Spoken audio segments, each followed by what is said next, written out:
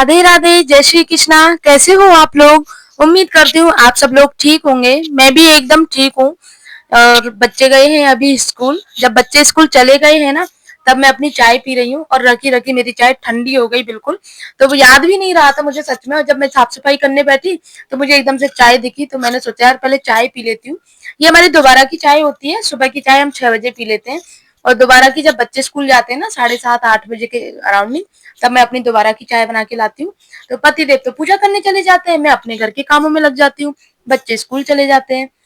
इस तरह से जब फिर पतिदेव आते हैं, फिर उनको नाश्ता वगैरह बनाती हूँ 9 साढ़े 9 बजे तक। फिर शॉप पे चले जाते हैं, तब तक मैं अपना घर का काम करती रहती हूँ। तो चाय वाय पी ली है मैंने। अब मेरी जो बालकनी है पूरी मैंने खाली कर दी थी कूलर वगैरह निकाल के। तो काफी लंबी बालकनी हो गई है। बच्चों के टॉयज वगैरह पड़े रहे थे, वो मैंने सारे उठा के भर दिए हैं एक थैले में। और बस क्लीनिंग करनी है झाड़ू पोछा करके। और अब क्या है ना, सर्दी आने वाली है, तो बालकनी में थोड़ी देर बैठने के हिसाब से अच्छा रहेगा, क्योंकि धूप चाहिए, बहुत जरूरी है सर्दियों में। तो थोड़ी देर धूप भी खा लिया करेंगे, और जैसे कपड़े वगैरह सुखाने के लिए जो नीचे भी पटक दो, क्योंकि साफ सुथरी रहती है ना, तो इसीलिए। तो पहले मैं झाड़ू पोछा कर लेती हूँ। और मैंने ना पर्दे मंगाए थे अपने लिए। ये वाले जो पर्दे आप देख रहे हो ना, ये लेकिन बहुत बड़ी मतलब लेंथ के हैं, क्योंकि विंडो के ही हैं वैसे तो। लेकिन विंडो हमारी छोटी है, उस हिसाब से इनको काट के मुझे छोटा करना है। लेकिन अभी नहीं, दोपहर को जैसे मैं काम से फ्री होंगी तब ये काम करूंगी। तो फिलहाल तो मैं कर लेती हूँ क्लीनिंग, क्योंकि बाहर से कूलर हटने के बाद में अब रात को हम थोड़ी विंडो वगैरह खोल के सोते हैं ना, ठंडी ठंडी हवा लगती है। मौसम चेंज हो गया है एकदम से, और 1 घंटा अगर आप विंडो खोल के रखो ना बाहर की, तो इतना ठंडा हो जाता है रूम, मतलब पंखे की भी जरूरत महसूस नहीं होती। लेकिन आदत ऐसी पड़ गई है कि पंखे बिना नींद नहीं आती है। पंखा चाहिए, चाहे 2 पे चलाओ 3 पे चलाओ, लेकिन पंखा तो बहुत जरूरी है। और ऐसा मौसम हो गया है कि पंखा ना चलाओ तो गर्मी लगती है, पंखा चलाओ तो ठंड लगती है। ये अजीब ही मौसम है। वैसे तो पीवीसी पैनल लगाए अभी 8-10 दिन ही हुए हैं, लेकिन फिर भी जो मेरे डेली क्लीनिंग का हिस्सा होता है ना, तो आज मैं इनको पहली बार साफ कर रही हूँ। अब तक मैंने एक भी दिन साफ नहीं किया इनको, पीवीसी पैनल वगैरह को, क्योंकि मुझे ये डर था ना, क्योंकि लाइट वगैरह इनमें जो वायर थे ना यूं ही खुले हुए थे।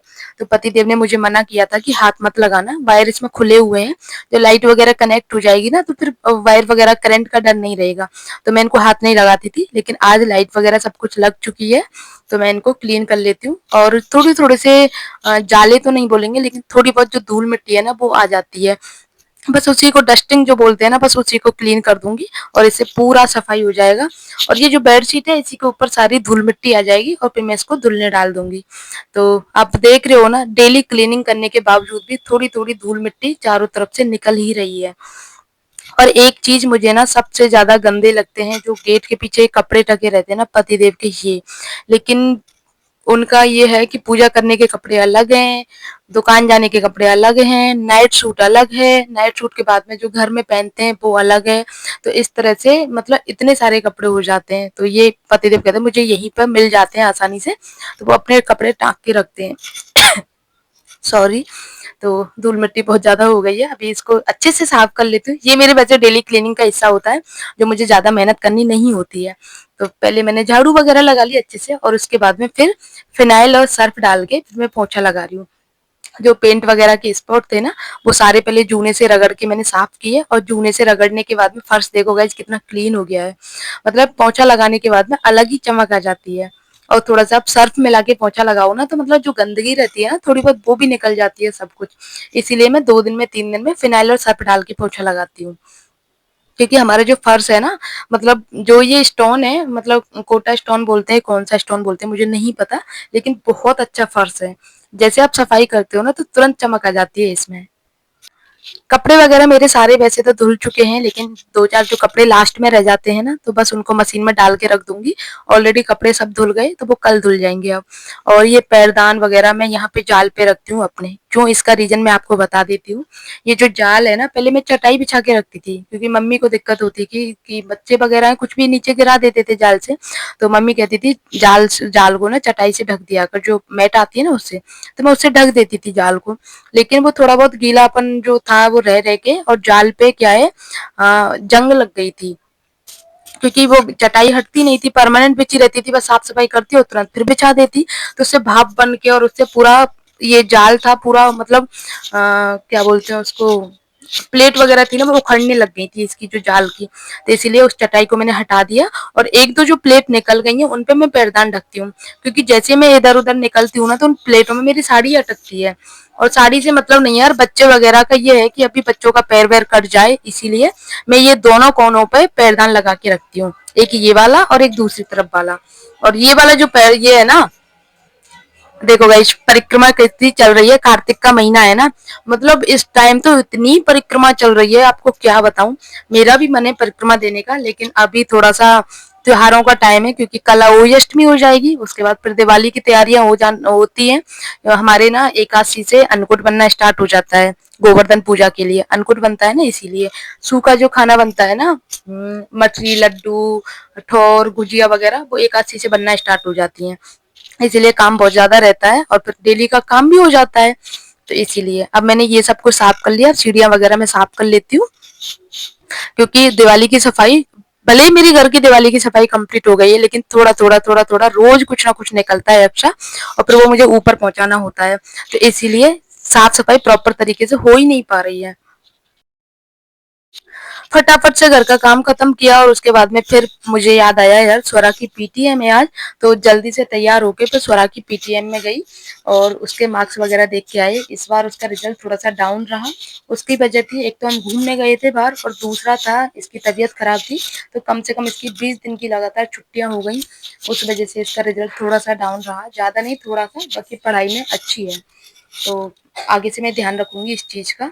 और अभी बोल रही थी मम्मा मेरा ना प्रोजेक्ट बना दो, इसको ये ड्राइंग बनवानी है फ्रॉक की। और मुझे ड्राइंग करना बिल्कुल भी नहीं आता है, क्योंकि मुझे ड्राइंग का शौक भी नहीं है और मुझे आती भी नहीं है, लेकिन बच्चों के लिए सब कुछ करना होता है, इसके प्रोजेक्ट वगैरह बनाने होते हैं, कुछ ड्राइंग में या फिर कुछ साइंस वगैरह में, आर्टिकल वगैरह सब मुझसे ही बनवाती है।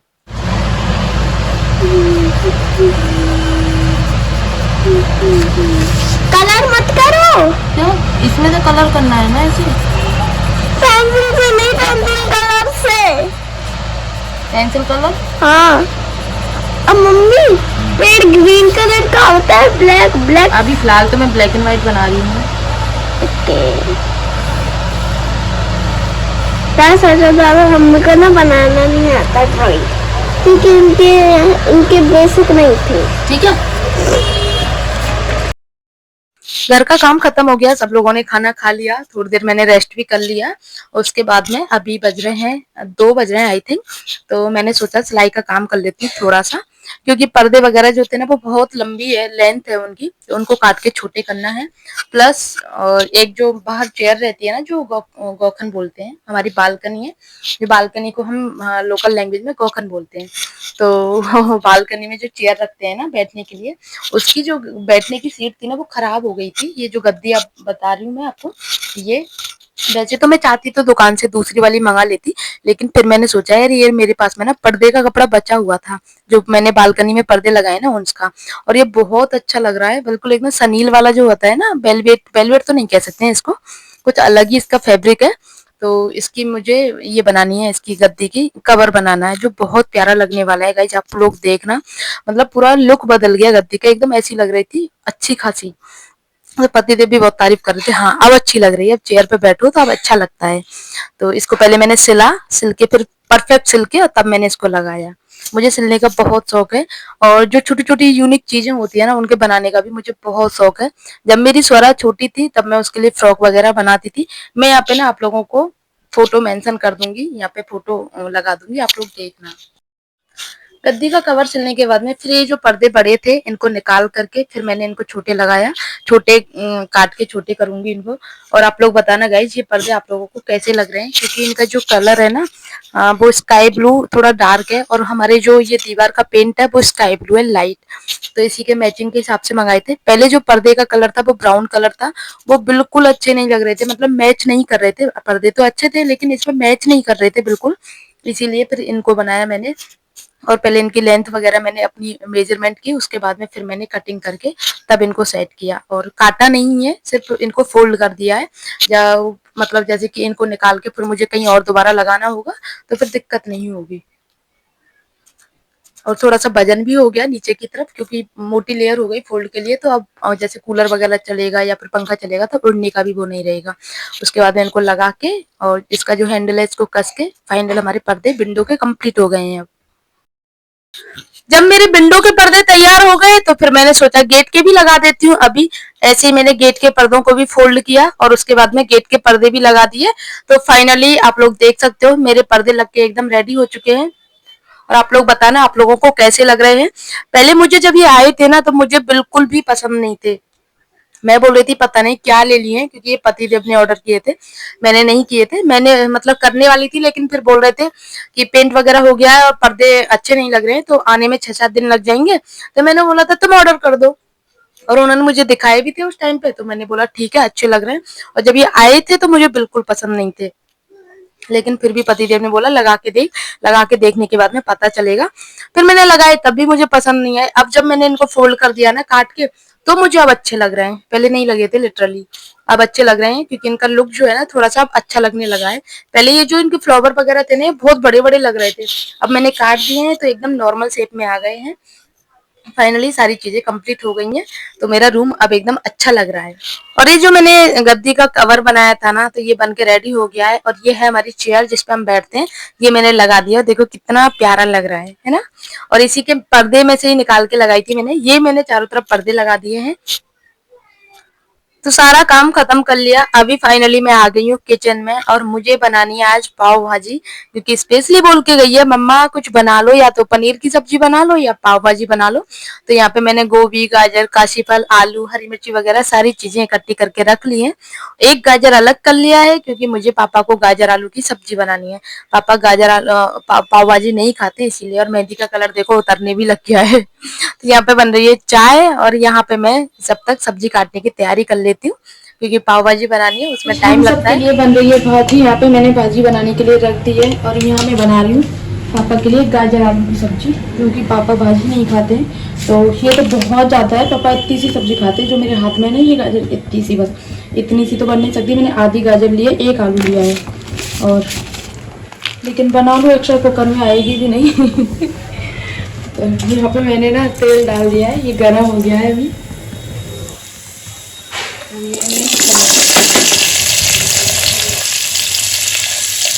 थोड़ी सी सब्जी बनती भी नहीं जरा सी, क्या बनाऊँ।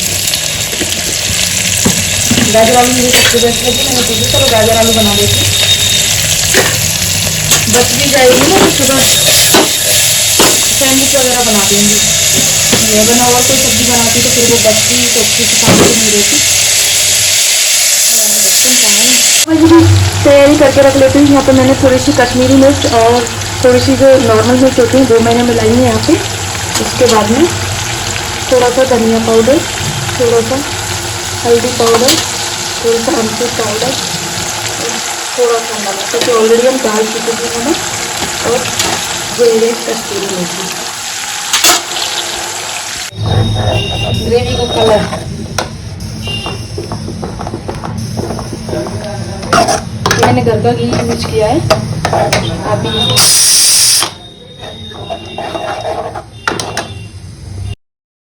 तो ग्रेवी वगैरह हमारी पक चुकी है। अब जो मैंने भाजी मैश कर दिया अच्छे से मैशर से, तो उसको मैं इसमें डाल देती हूँ, और इसको 5 से 10 मिनट में आराम से इसको उबलने देती हूँ, क्योंकि बेसिक मसाले मैंने इसमें ऐड कर दिए हैं। बस नॉर्मल मसाले मुझे इसमें ऐड करने हैं, जो गरम मसाला वगैरह है ना वो सारे।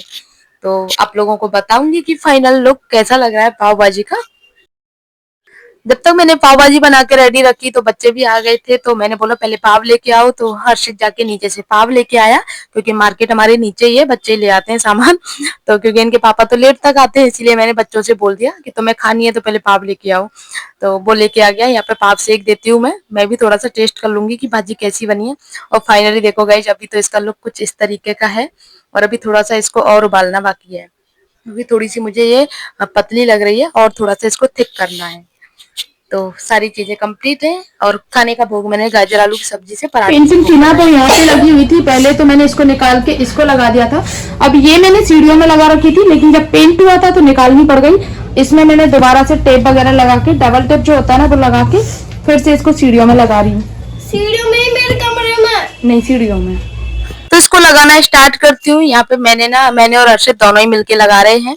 पहले मैंने मेजरमेंट किया था कौन सी जगह सही रहेगी, उसके बाद में फिर इनको सेट किया अच्छे से, क्योंकि पेंट हुआ था तब निकल गई थी और ये मुझे दीवार खाली खाली लग रही थी, तो मैंने सोचा था इस पे इसको लगा देती हूँ, अच्छी लगेगी। और ये पेंटिंग मुझे शुरू से ही पसंद है, जब मैंने मंगाई थी, लेकिन फिर रूम में चेंज करनी थी, पतिदेव बोले थे चेंज कर दे, इसको 2 साल हो गए, तो इसको फिर मैंने यहाँ लगा दिया, वहां पे नई वाली लग गई है। अब पतिदेव बोल रहे हैं कि उसकी जगह पे अपने रूम में ना ठाकुर जी का कुछ भी नहीं है, तो एक मूर्ति लगा दे ठाकुर। फाइनली मेरा रूम तैयार हो गया है और सारी लाइट वगैरह लग गई हैं और ये कुछ इस तरह का लुक है इसका फाइनल। बहुत इंतजार करवाया और तब जाके अब ये फाइनल हुआ है। तो ये पूरा लुक मेरे रूम का। पर्दे वगैरह भी मैंने लगा दिए हैं, क्योंकि मैचिंग के पर्दे चाहिए थे, वो ब्राउन कलर के थे तो बहुत ज्यादा अजीब लग रहे थे वो वाले पर्दे, तो ये इसमें मैच हो रहे हैं अब। तो ये है पूरा रूम का लुक, मैं आपको दिखा देती हूँ। तो अभी बहुत सुंदर लग रहा है, ये दिवाली के लिए तैयार हो गया है, मतलब बात ये है। ये देखो गाइस, मेरा रूम का दिखा दो। चलो अब चलते हैं दूसरे रूम में जो बच्चों का है, जो साइड में है उसमें।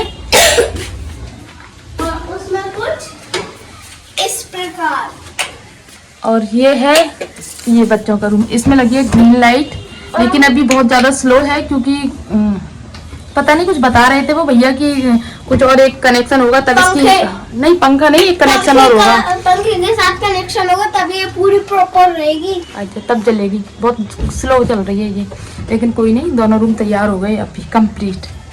बस इसमें पंखा लगना बाकी है, वो तो लग जाएगा आराम से, क्योंकि अभी गर्मी नहीं है ना, अभी थोड़ा ठंड का सा मौसम हो गया है। तो ये गाइस, और यहाँ इधर मैंने सीढ़ियों में लगा दी ये। और अब देखो बाहर से कितना सुंदर लुक लग रहा है ना रूम का, अब अच्छा लग रहा है। तो पहले मैंने ना येलो कलर की लाइट मंगाई थी, लेकिन गलती से ऑरेंज आ गई, लेकिन ऑरेंज का भी कॉम्बिनेशन ब्लू ऑरेंज का बहुत सुंदर लग रहा है। और ये कितना सुंदर लग रहा है, मतलब ब्लू लाइट, स्काई ब्लू ये है, स्काई ब्लू पर्दे हैं और स्काई ब्लू ये है। हाँ।